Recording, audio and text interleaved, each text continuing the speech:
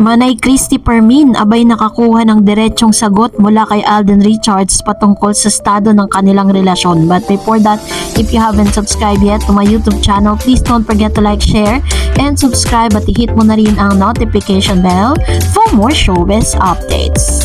Of course, bago tayo magpatuloy sa ating updates for today's video, nais ko po muna ipabot ang aking pasasalamat sa inyo pong lahat for always keep watching and trusting this channel. Thank you so much sa palagian ninyong panonood. And for today's video, bago tayo magpatuloy, ay i-congratulate natin si Miss Catherine Bernardo for having an award sa Snow Leopard Award.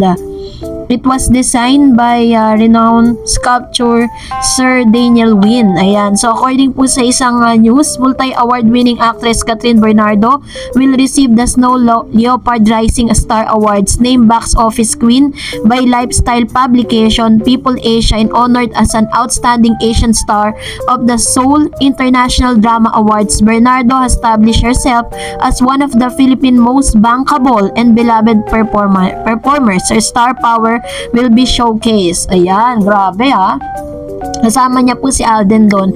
And for that, syempre napag-usapan din ng ilan sa mga awards si Miss Catherine mula 2016 hanggang 2024. Two-time Blue Star Awards, Best Foreign Actress in Vietnam, and 2019 Nickelodeon Kids Choice Award, 2024 Best Asia's one of 100 most influential digital star, in 2020 People Asia's one of the Ayan, so yun yung pinaka, dami niya pong awards hanggang sa ngayon ay talagang gumagawa pa rin ng history ang isang Catherine Bernardo sa Philippine showbiz industry. Kaya karapat dapat lang talaga siyang bigyan ng award dito, hindi lang sa ibang bansa, maging dito sa Pilipinas, kasi dahil po sa mga achievements ni Miss Catherine, mas nakikilala po ang mga Pinoy pagdating po sa pagbibigay or parang pag-create ng isa sa magagaling na mga stars, at syempre proud na proud ang mga bosses dito. And now, eto na, let's talk about this one dahil isa sa mga topic ngayon sa Showbiz Now na ni Manay Christopher Min, kung saan ay tahasan niya ngang tinanong itong si Mr. Alden Richards patungkol sa tunay na estado, kumbaga parang kay Alden Richards niya mismo nakuha yung sagot na hinihingi po ng lahat, and this time it's confirmed. So para po maunawaan natin yan, panoorin natin ito. Kailan sasagutin ni Catherine si Alden Richards? Meron na diba? Mayroon na. Anak, nagtawid ka na ba? Oo. Opo, pero hindi po ako nagmamadali. Totoo naman yun. Oo. Ang pag-ibig, hindi yan pinipitas ng sapilitan. Mas masarap ang bunga kapag hinog sa puno. Ayun. Diba? Totoo. Matamis, hindi mapakla.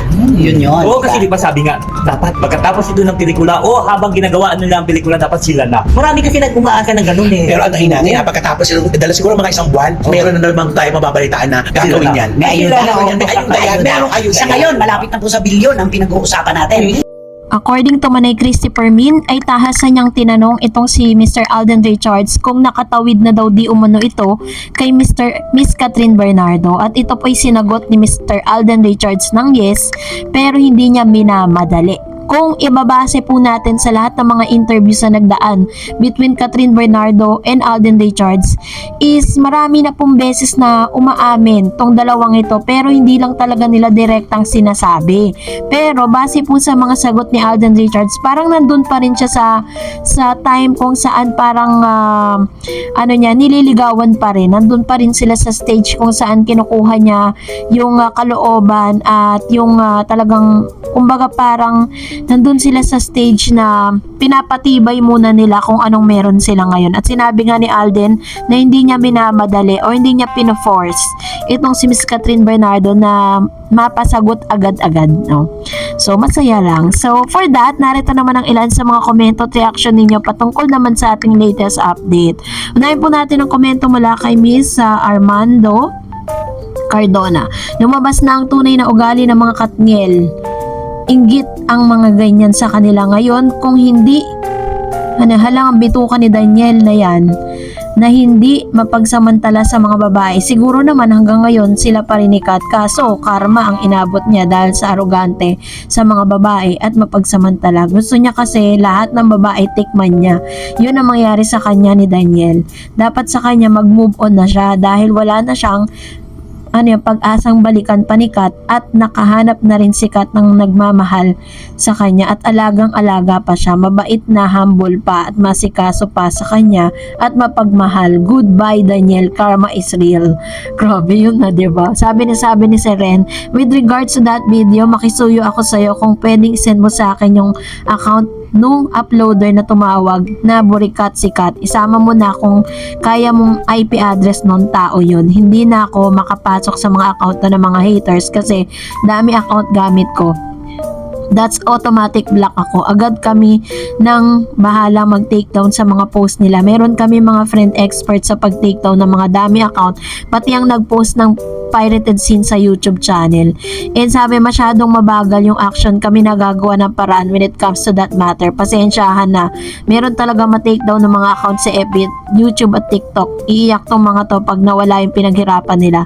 Actually, sa dami po nila ha, talagang hindi na talaga kinaya pa ng ABS noon na talagang i-takedown ng sabay-sabay. Pero meron na po mga na-takedown. Sabi ni Ada Sagay, may mga kissing scene sina Daniel at Catherine na movies na nagawa nila at meron din silang bed scene pero walang intimate scene kasi nga hindi pa daw sila ready at ayaw pa din ng parents ni Catherine dahil baka na-carried away ang Katniel sa kanila mga emotion kasi nga mag-boyfriend girlfriend kaya intense kissing scene pa ang allowed sa kanila.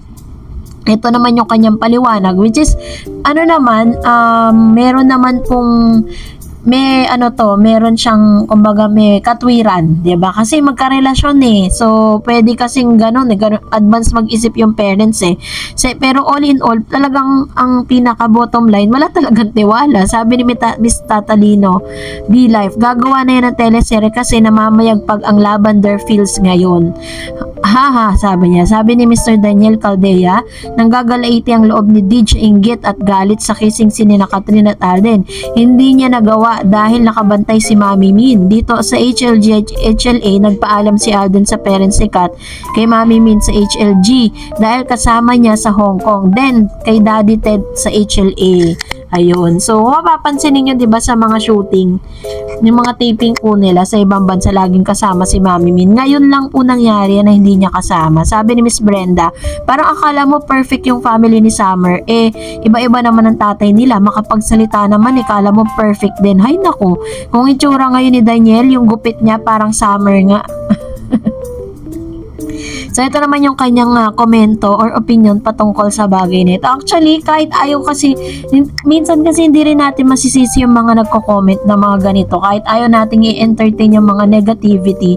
Pero parang binibigyan din ng dahilan ng mga toxic fans na magsalita ng ganito. Dahil sa dami din ng mga katoksikan nila sa social media. Sabi ni Butch Sepala, pabayaan na natin ang mga iniwan at na in the past. Katniel is past, Katden is present, and the future. And sabi ni Miss Mike Gaming PH, Madam Dareds, Katden remake Marimar. Haha, ayan. So, yun naman yung kanyang request, And sabi ni Ma'am Sinaida, maraming salamat po sa inyo, Ma'am Dareds, sa pagbasa ng comments. Napakasaya ko. Totoo naman na napakasaya ni Kathleen pagkasama si Alden, Ma'am Dareds. Naku, nung nanood kami sa SM Pampanga, nakita ko, dahil po nakatungkod ako, pero nung nakita na may nasa wheelchair na senior, tuloy na kami ng apo ko. Salamat, Ma'am Dars. Napakaganda nga ng pelikula ni na Alden at Catherine. Congrats po, Ma'am Darren. Salamat po sa Diyos at sa iyo, Ma'am Dars. Wow, congrats, Ma'am Sinaida, ha. Sabi naman sa inyo talagang syempre priority pa rin talaga kung kung nakapasok din kayo sa mga block screening, baka isa rin kayo sa mga nilapitan ni Catherine at Alden, diba? Sabi ni Aki Andaya, sana yung tulong mismo sa tao mapunta, hindi sa mga buwaya. Real talk lang po tayo, kahit sa panig ng Pilipinas, kapag may nag-donate para sa mga nasalanta ng bagyo, hindi lahat nakakaabot ang tulong, kadalasan nasa bulsa ng mga buwaya. Actually po, yung help na yon is parang hindi naman siya ibibigay na pera sa government ng kung saan doon po yung nasalanta. Parang drive ng GMA tsaka ng ABS, parang bibigay sila ng mga mga groceries, ganun. Sabi ni Miss Maria Vivian Reno, wow, sana matutuloy ang Kat din teleserye.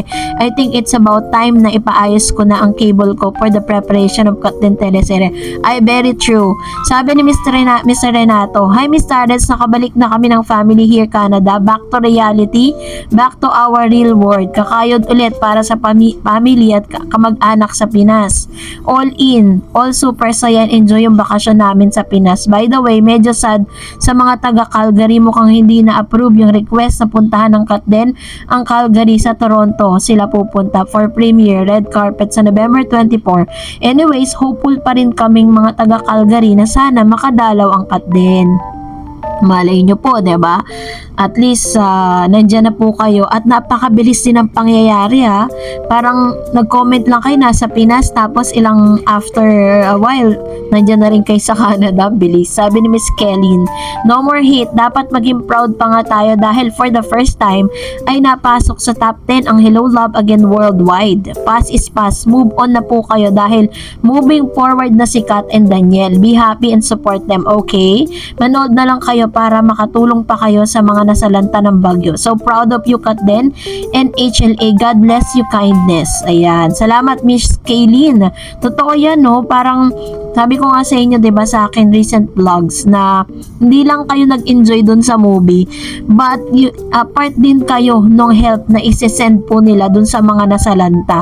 And sabi ni Ma'am Shibergy, hi Ma'am Dars, thanks for Kat din updates again. Congratulations for Kat din dito sa Macau, Ma'am Dars. Showing ng HLA sa November 24 and December 1, ngayon pa lang nag-uubusan na. At kung sa tao kabibili, may patong na silang 130 mop benta nila. So, sa pera natin nasa 600 pesos. Ganun ba naman, Ma'am Dars? Pero may nag-post sa Philippine Star, ugong-ugong muli daw magtatambal si Bea and Alden Richards sa mag-uumpisa na raw ang shooting nila this November. Fact check mo nga, Ma'am Dars. Marami na lungkot sa balitang tambalang Bea and Alden. Again, sabi ng Kat din, hindi daw sila susuporta ang Bea and Alden. Actually, wala pong katotohanan yon. Walang ganong senaryo. Sabi ni Miss Telma Alcantara, tama ako sa sinabi ko na gagawa ng kasaysayan ng love team na to. At di pa ito tapos ha, may mga awards pa. Sabi ni Music Copil, sana si Direk Cathy pa din ang mag-direct. Iba talagang kanyang touch. Alam niyo, totoo yan. Talagang masasabi mong premyadong direktor talaga si Direk Cathy kasi karamihan sa mga dinirect niya at saka ang maganda dito, kabisado niya na si Kat at Alden. Well, kung nagustuhan mo ang video na ito, huwag mo kalimutang mag-like, mag-share, at mag-subscribe, at i-follow mo na rin ang aking Facebook page, Dareds TV. And also, I have my TikTok account, which is Dareds TV. Pwede nyo rin po akong i-follow doon. Thank you for watching, guys. God bless everyone!